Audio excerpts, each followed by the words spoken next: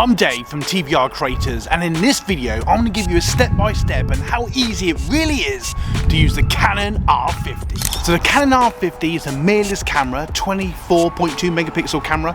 It's very intuitive, very easy to use. You can take some great pictures with this camera and take some really nice video. Now, particularly in this video, I want to take you step by step how easy it really is to use this camera. Now, I could go into every little detail, and I will perhaps in a longer tutorial, and check out our other videos here on the channel if you'd like to do that. And if you like this camera by the end of the video, check out our description to buy this camera. Now, this camera is very intuitive, very easy to use. Now, it does have a nice little flash if you're going to take like thumbnails or pictures of stuff you want to do.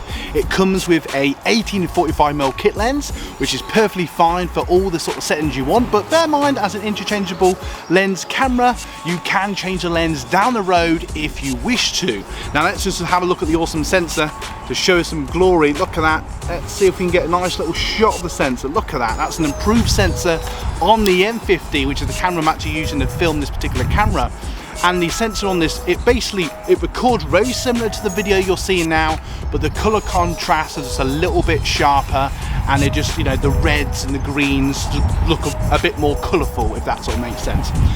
Now, what's really cool about this is you have some really easy to use settings on the top, and you can put it straight into video mode. I recommend that for beginners. Now, there are people out there that are a bit more pro that may disagree with that and say you should play around with shutter speed and ISO. I highly recommend doing that when you feel comfortable to do so, but I personally would use the AI of the camera, put it into video mode and press record. Now, some things I would definitely recommend is make sure you got a spare battery, make sure you got a tripod. As I always say, a tripod is a content creator's or video maker's best friend.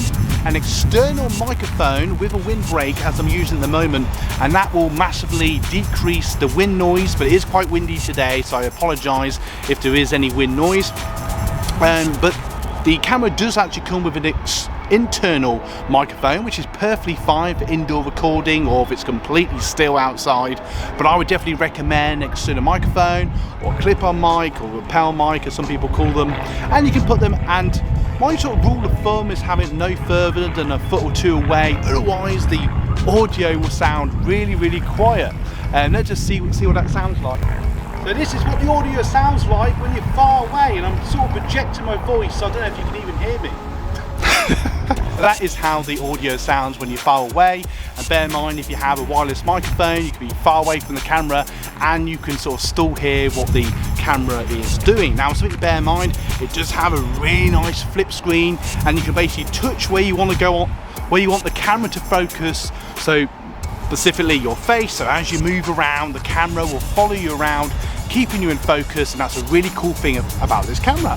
So I would recommend just tapping the screen where your face is, like that, and you know, from there it will just follow you around. This camera will come with a battery, it will come with the kit lens, unless you bought it body only, it will come with a strap and a brief manual, but you know, this video will tell you everything you need to know. Now, I would literally just put it on the tripod, press record, and off you go. So little power tips: when you're not recording, I would turn off the camera to save the battery, have a spare battery just in case, have an SD card that's 32, 64, 128 gig. It doesn't really matter, because the truth is, unless you're planning to film hours and hours of video, you should be okay. Now, this does record up to an hour without stopping, which is really cool. So if you're doing a podcast, that's something to bear in mind. But just bear in mind, for most head videos or YouTube videos, you'll probably be stopping and re-recording multiple times, so I won't worry too much about that, which is really cool. But I would just say, just stick on a tripod and off you go, and that's something to bear in mind when you are recording your video. That's a little power tips to think about. I would definitely use the microphone jack, add an external microphone to it, being a clip-on or a shotgun mic like I'm using now. Bear in mind, the kit lens is perfectly fine, just put it into 18mm. I'll literally just set it like that and off you go. Now, you can change lenses down the road if you so wish, but basically stick it on a tripod and just press record and enjoy the camera. If you're getting value so far from this video, don't forget to like and subscribe, and feel free to check out this camera in the link below if you want to check out this camera. It doesn't cost the earth. You can get it for about $500-600 now. You could probably shop around and get it secondhand for cheaper, but definitely check out the link if you want to get the best deal at the time of this video. Now, just have a viewfinder, so if you want to do the old-fashioned way of taking pictures, you can do that. And obviously, you can go around, you can literally play around with different settings and play around with lighting and shutter speed and all that jazz. It literally tells you how to do it in the settings, which is great. But I would definitely, for starting off, I would put it into video mode. I can't emphasize that enough. And just press record, make sure you plan your video, or just do what I do and just go for it. And please put in the comments below how you record your video. I'd just be really interested to know.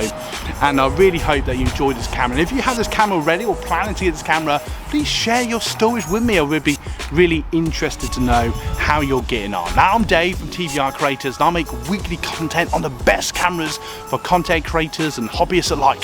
If that sounds interesting, you definitely like and subscribe.